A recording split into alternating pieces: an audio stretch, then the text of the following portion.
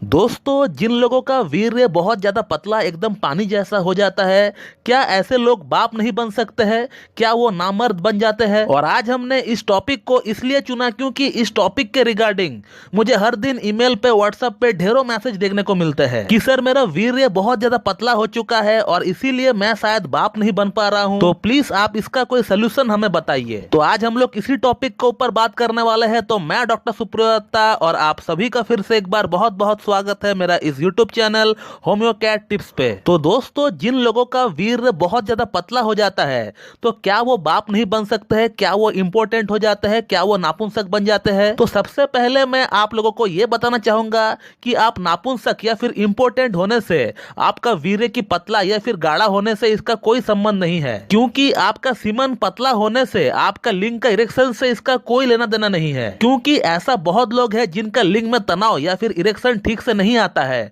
But जब वो लोग अपना वीर्य का जांच करवाते हैं, सीमन एनालिसिस रिपोर्ट बनवाते हैं, तो फिर उनका सीमन एनालिसिस की रिपोर्ट में उनका वीर्य जो है एकदम परफेक्टली ठीक होता है। और उसी जगह पे कुछ लोग ऐसे हैं जिनका इरेक्शन बिल्कुल परफेक्ट है, जिनको इरेक्टाइल डिसफंक्शन नहीं है, जिनको सेक्सुअल कोई भी प्रॉब्लम नहीं है, वो लोग जो है बिल्कुल अच्छी तरह से सेक्सुअली इंटरकोर्स कर पाते हैं, बट इसके बावजूद भी उनका सीमन क्वालिटी बिल्कुल खराब रहता है। उनका स्पर्म काउंट लो होता है, उनका स्पर्म मॉर्फोलॉजी ठीक नहीं होता है, स्पर्म की हेड और जो टेल है वो खराब होता है। तो ऐसा इसलिए कहना उचित नहीं होगा कि आपका वीर्य पतला है तो इसका मतलब आप जो है नामर्द है। अब दूसरी बात यह है कि वीर्य पतला होने का कारण से वाकई में एक आदमी बाप नहीं बन सकता है। तो दोस्तों, जहां तक मैं जानता हूं, आपका वीर्य पतला हो या फिर गाढ़ा हो, उससे कोई फर्क नहीं पड़ता है। और यदि आपको लगता है कि आपका वीर्य पतला है और आप काफी टाइम से ट्राई कर रहे हो और आपका वाइफ जो है कंसीव नहीं कर पा रही है, तो फिर उस कंडीशन में मैं आपको सजेस्ट करूंगा कि आप जो है किसी एक अच्छी लैब से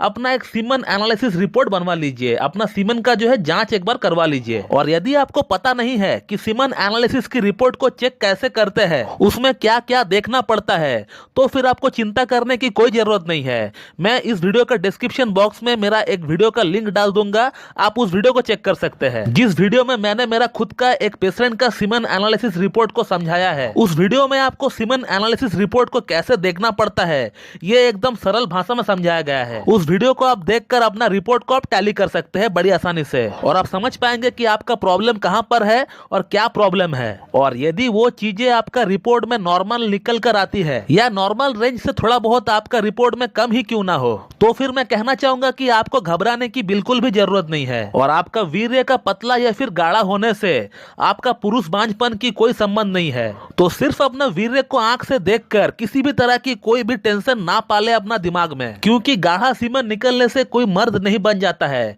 और थोड़ा पतला सीमन निकलने से कोई नामर्द नहीं बन जाता है। तो मेरा कहने का मतलब, इस तरह की बेमतलब की टेंशन अपना दिमाग में बिल्कुल भी ना पाले। और यदि आप अपना सीमन एनालिसिस रिपोर्ट बनवाया है और उसमें अगर कुछ गड़बड़ है, चाहे आपका स्पर्म काउंट कम है या फिर स्पर्म मॉर्फोलॉजी ठीक नहीं है, तो उसे लेकर भी आपको टेंशन लेने की कोई जरूरत नहीं है। जब तक आपका रिपोर्ट में एजोस्पर्मिया यानी नील शुक्राणु नहीं आ जाता, तब तक आपको टेंशन लेने की जरूरत नहीं है, क्योंकि एजोस्पर्मिया जो कंडीशन है ये ठीक होना मुश्किल है। यदि आपका वीर्य में 1 मिलियन स्पर्म काउंट भी रहा तो उसे भी हम लोग बड़ी आसानी से अपना होम्योपैथिक ट्रीटमेंट से इंक्रीज कर सकते हैं, और वो भी इसे बहुत ही कम टाइम में इंक्रीज किया जा सकता है। तो इसीलिए मैं कहना चाहता हूँ कि वीर्य का पतला हो या फिर गाढ़ा हो, उसको लेकर टेंशन ना पाले अपना दिमाग में। तो दोस्तों, मैं इस वीडियो को यहीं पे एंड करना चाहूंगा। So thank you very much and have a good day.